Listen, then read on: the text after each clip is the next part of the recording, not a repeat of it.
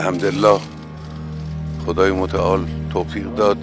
امسال هم مثل سالهای گذشته در فصل نهالکاری وظیفه خودمون رو در این زمینه در حد اقلی که برای من ممکن بود انجام بدم.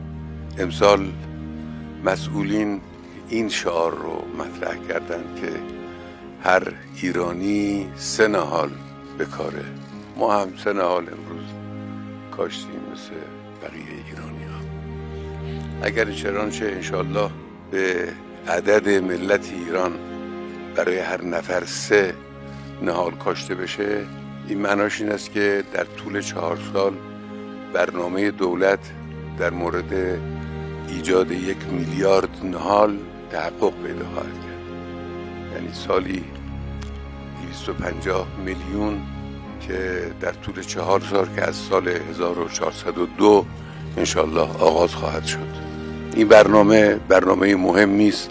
مسئله نهالکاری، مسئله حفظ محیط زیست و فواید فراوانی که بر تکثیر نهالکاری و تکثیر درخت در جامعه در کشور به وجود میاد از مهمترین مسائل کشوره.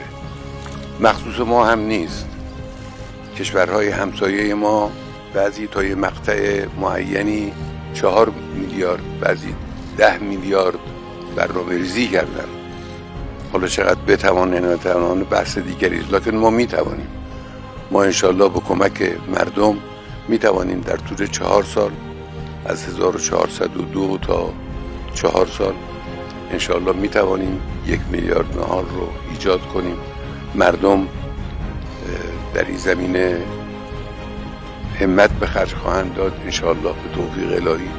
دستگاه ها هم کمک کنن، هر دستگاهی وظیفه‌ای داره انجام بدن.